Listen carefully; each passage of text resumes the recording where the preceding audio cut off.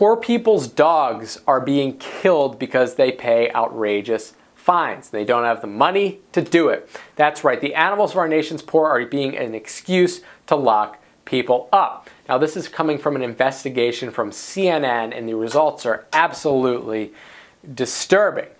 The findings cite the story of Gerilynn Aflleje, a California resident who had her 4-year-old Siberian Husky mix killed after she was unable to pay a $180 fine. That's right, so the dog was dropped off at the shelter after getting lost. This is basically like ransom, folks. This is what's happening here. They said to the woman, you have 24 hours to come up with the money, or we're going to put your dog to death. That is disturbing, folks. So what we see develop here, and this happens in every industry, right? We see it on a long enough time frame. There becomes two types of systems, a two-tiered system, one for the haves and one for the have-nots. Another story, okay? This is interesting.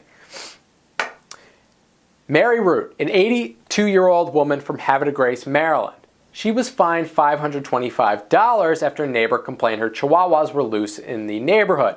This woman was on a fixed income and she couldn't afford the fines, and she missed her hearing due to a medical situation. A warrant was made for her arrest and she was jailed for 2 days for a $525 chihuahua fine.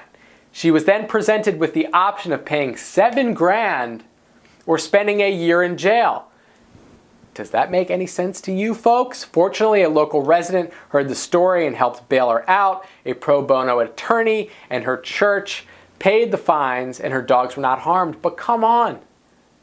How close was she to spending a year in jail for a $500 fine? This is like a tax prison, right? A debtor's prison.